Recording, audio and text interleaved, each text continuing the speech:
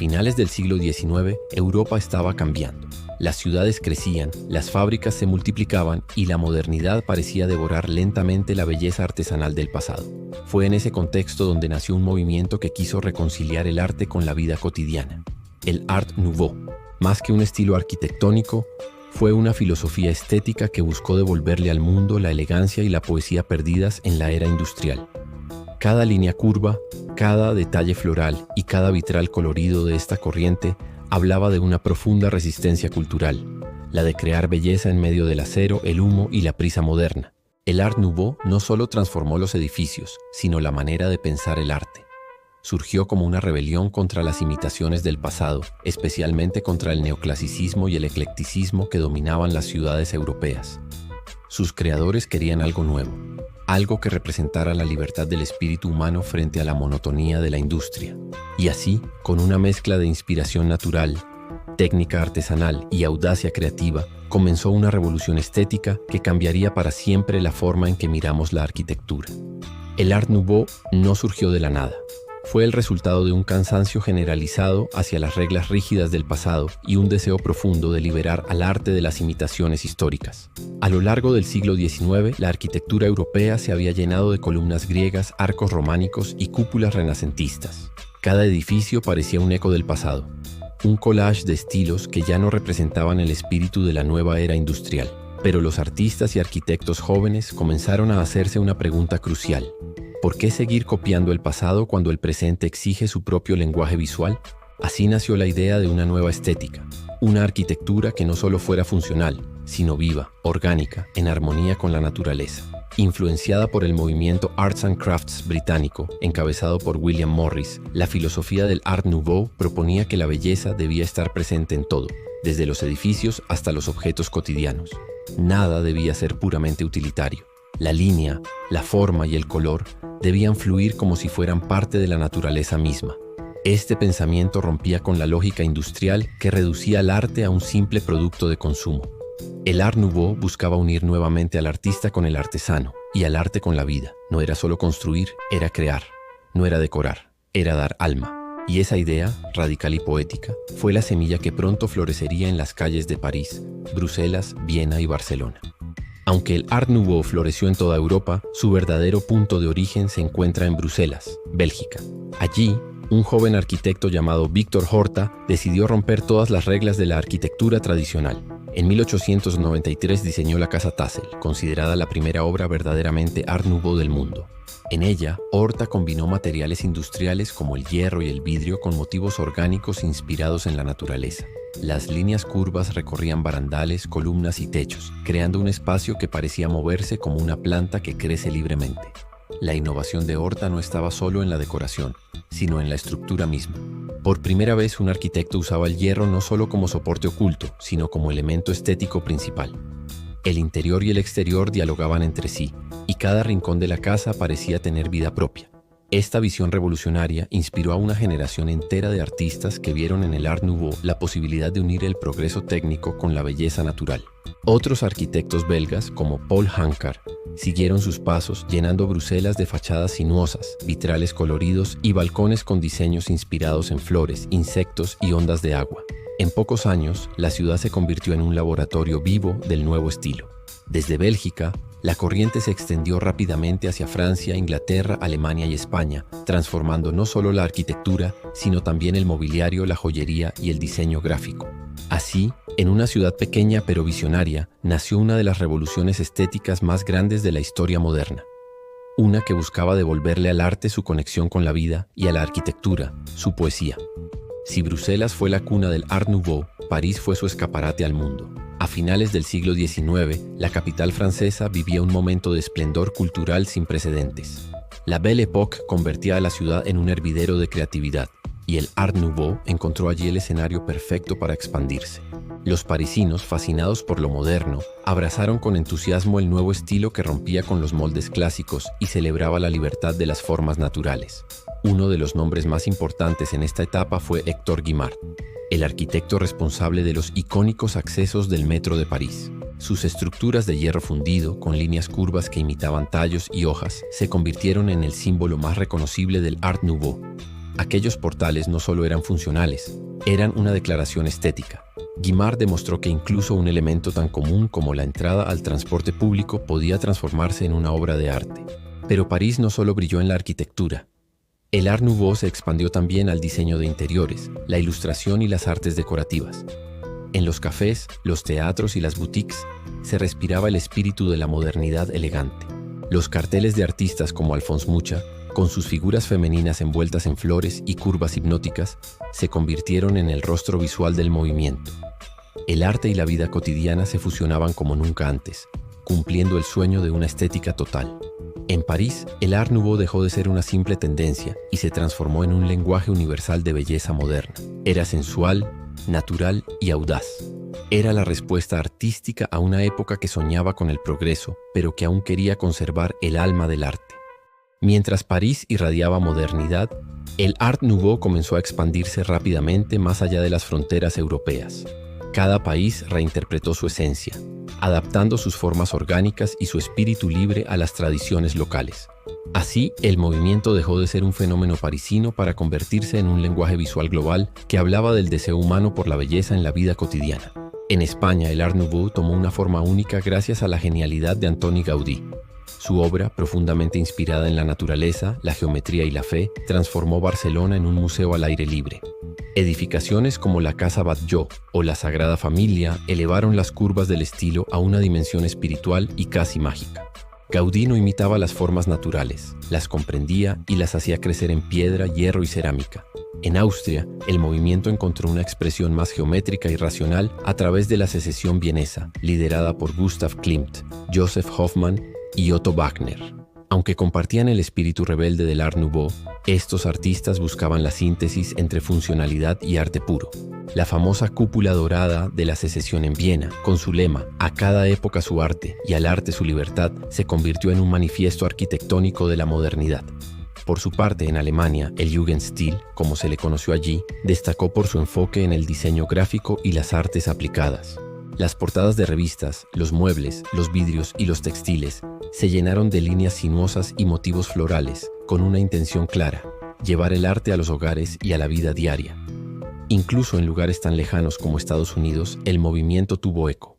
En Chicago y Nueva York, arquitectos como Louis Sullivan incorporaron elementos del Art Nouveau en los primeros rascacielos, fusionando el hierro y el vidrio con una decoración inspirada en la naturaleza. Era la era en la que el arte, por fin, se hacía funcional y el diseño se volvía parte de la identidad de una ciudad. El Art Nouveau se convirtió así en un idioma sin fronteras. En cada rincón del mundo hablaba del mismo anhelo: hacer del arte una experiencia viva, presente en cada detalle de la existencia.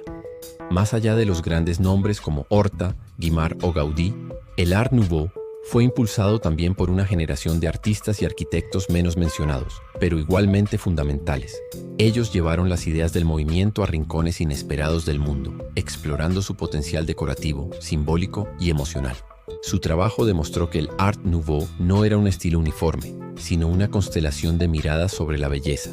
En Francia, por ejemplo, el diseñador Émile Gallet se destacó por sus obras en vidrio y mobiliario, donde combinaba poesía, botánica y técnicas artesanales de vanguardia. Cada una de sus piezas parecía capturar la fragilidad de una flor o la transparencia de un amanecer.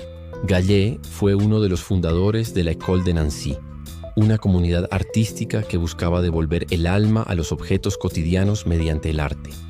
Allí también brilló Louis Majorel, maestro de la ebanistería, cuyas mesas y armarios imitaban las curvas de los tallos y los pétalos con una precisión casi mágica. Mientras tanto, en Italia, el movimiento tomó el nombre de Style Liberty, en honor a los almacenes londinenses Liberty & Co., famosos por su estética decorativa. En este país, el arquitecto Giuseppe Sommaruga dejó huella con obras como el Palazzo Castiglioni en Milán, donde la elegancia y la provocación convivían. También destacó Ernesto Basile, quien fusionó el Art Nouveau con elementos clásicos en la monumental Villa Igiea de Palermo, demostrando que el estilo podía adaptarse a la tradición mediterránea sin perder su espíritu moderno. En Inglaterra, el movimiento tomó una dirección más introspectiva gracias a Aubrey Beardsley, ilustrador célebre por su estilo provocador, lleno de contrastes y líneas sinuosas.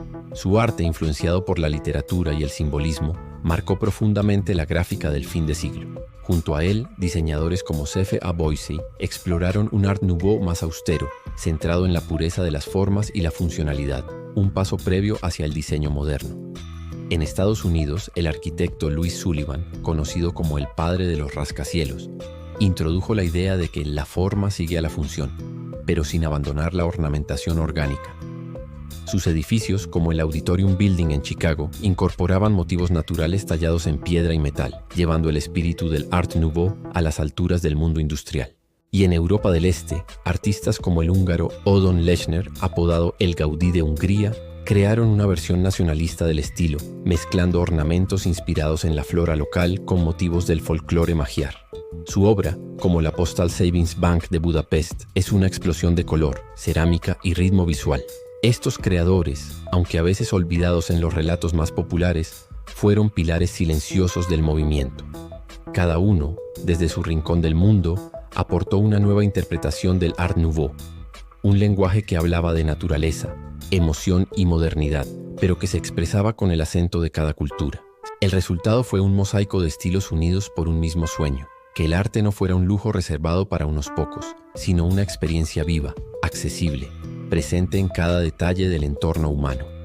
A finales del siglo XIX, el Art Nouveau se había convertido en un fenómeno global. Su estética, basada en la naturaleza y la libertad formal, se extendió rápidamente más allá de Europa, adoptando diferentes nombres y matices en cada país. Lo que comenzó como un movimiento artístico en París y Bruselas pronto floreció en ciudades tan distantes como Viena, Praga, Buenos Aires y hasta México. En Alemania, el estilo adoptó el nombre de Jugendstil, estilo joven, en honor a la revista Die Jugend, que promovía una nueva cultura visual y artística. Allí, artistas como Peter Behrens y August Endel reinterpretaron la ornamentación natural del Art Nouveau con un enfoque más racional y geométrico, preludio de la futura Bauhaus. Las líneas se volvieron más sobrias, pero el ideal de unir arte, diseño y funcionalidad seguía vivo. En Austria, el movimiento tomó el nombre de Secessionsstil, con la secesión de Viena como epicentro. Liderada por Gustav Klimt, esta corriente buscaba liberar el arte de las normas académicas. En su famosa cúpula dorada, la frase «a cada tiempo su arte, al arte su libertad» se convirtió en el lema del nuevo siglo. La arquitectura vienesa del Art Nouveau combinó elegancia y simbolismo, donde cada curva tenía un significado y cada edificio contaba una historia. Mientras tanto, en España, el modernisme catalán alcanzó su punto máximo con Gaudí, Domènech Ina Montaner y Josep Puig i Cadafalch, quienes transformaron Barcelona en un museo al aire libre de formas orgánicas y coloridas. Este enfoque no solo revolucionó la arquitectura, sino también la identidad cultural de Cataluña, que vio en el Art Nouveau una expresión de modernidad y orgullo local. En Europa del Este, ciudades como Praga, Budapest y Riga adoptaron el estilo con entusiasmo. En Praga, por ejemplo, los edificios de Alfons Mucha y sus contemporáneos mezclaban motivos eslavos con líneas sensuales, creando una identidad visual única que aún sobrevive en sus calles. Incluso en América Latina, el Art Nouveau dejó huellas profundas. En Buenos Aires y Montevideo, la clase alta lo adoptó como símbolo de refinamiento europeo. En México, influencias Art Nouveau se filtraron en la arquitectura porfiriana, sobre todo en interiores y mobiliario, reflejando el deseo de modernidad del país previo a la Revolución. Cada lugar adaptó el Art Nouveau a su propio espíritu, a sus raíces culturales y aspiraciones sociales. Pero todos compartían una misma idea, que el arte debía formar parte de la vida cotidiana. El Art Nouveau no era exclusivo de museos o palacios. Era una revolución estética que se podía respirar en las calles, en los carteles, en las lámparas y en los sueños de una sociedad que creía en la belleza como forma de progreso. A comienzos del siglo XX, el brillo del Art Nouveau comenzó a desvanecerse. Lo que había sido símbolo de modernidad y elegancia empezó a verse para algunos como un exceso ornamental en una era que ya miraba hacia la simplicidad y la funcionalidad. La llegada de la Primera Guerra Mundial en 1914 fue el golpe final. Europa necesitaba reconstruirse y el lujo curvo del Art Nouveau parecía fuera de lugar en un mundo herido. La industria y la tecnología avanzaban a pasos agigantados. El acero, el vidrio y el hormigón dominaban las nuevas construcciones y los arquitectos de la época, influenciados por el movimiento moderno, buscaban eliminar lo decorativo para centrarse en lo útil. Nacían así el Art Deco y más tarde el movimiento moderno, ambos herederos, en parte, del espíritu innovador del Art Nouveau, pero despojados de su exuberancia naturalista. Sin embargo, sería injusto decir que el Art Nouveau desapareció por completo. Su influencia persistió, silenciosa pero firme, en el diseño gráfico, la tipografía, la joyería, el mobiliario y la publicidad. Los carteles de Alphonse Mucha con sus mujeres etéreas y líneas sensuales definieron el lenguaje visual del siglo XX. Y los principios del movimiento, la unión entre arte y vida, la búsqueda de la belleza en lo cotidiano, inspiraron a generaciones de artistas posteriores, desde los diseñadores de los años 60 hasta los arquitectos orgánicos contemporáneos. En las últimas décadas, el interés por el Art Nouveau ha resurgido. Hoy, sus formas se redescubren con una mezcla de nostalgia y admiración. Sus edificios, restaurados y protegidos, son considerados patrimonio de la humanidad, como las obras de Gaudí en Barcelona o las casas de Horta en Bruselas. En ellos no solo vemos arte, sino una declaración de principios. La creencia de que la creatividad humana puede transformar incluso los materiales más fríos en algo lleno de alma. El Art Nouveau fue mucho más que un estilo decorativo. Fue una visión utópica del arte como fuerza vital, un intento de reconciliar la naturaleza con la modernidad, la máquina con la emoción. Aunque el tiempo lo eclipsó, su legado sigue vivo en cada detalle que nos recuerda que la belleza, incluso en sus formas más extravagantes, tiene el poder de humanizar al mundo. Así llegamos al final de este recorrido por la historia del Art Nouveau, ese movimiento que transformó el arte, la arquitectura y hasta la manera en que entendemos la belleza. Fue una época en la que las líneas se convirtieron en ramas, los edificios respiraron como organismos vivos y la imaginación se liberó de las reglas. Desde las curvas metálicas del metro de París hasta las fachadas imposibles de Gaudí en Barcelona, el Art Nouveau nos enseñó que el arte no está solo en los museos, sino también en las calles, en los objetos, en los gestos cotidianos. Aunque el tiempo lo llevó a un segundo plano, su legado continúa inspirando. Cada vez que vemos una tipografía elegante, un diseño floral o una estructura que fluye con armonía, hay algo del Art Nouveau latiendo en ella. Es el recordatorio de que el arte y la vida no deben separarse, porque cuando la belleza se convierte en parte de lo cotidiano, el mundo se vuelve un poco más humano. Y con esto cerramos otro episodio de Historia en Bits. Si te gustó este viaje por el origen y la evolución del Art Nouveau, no olvides suscribirte al canal, activar la campanita para no perderte nuestros próximos videos y dejar tu comentario contándonos qué obra o artista de este movimiento te pareció más fascinante. Nos vemos en el próximo video, donde seguiremos explorando esas historias que le dieron forma al mundo. Una pieza, un estilo y un beat a la vez.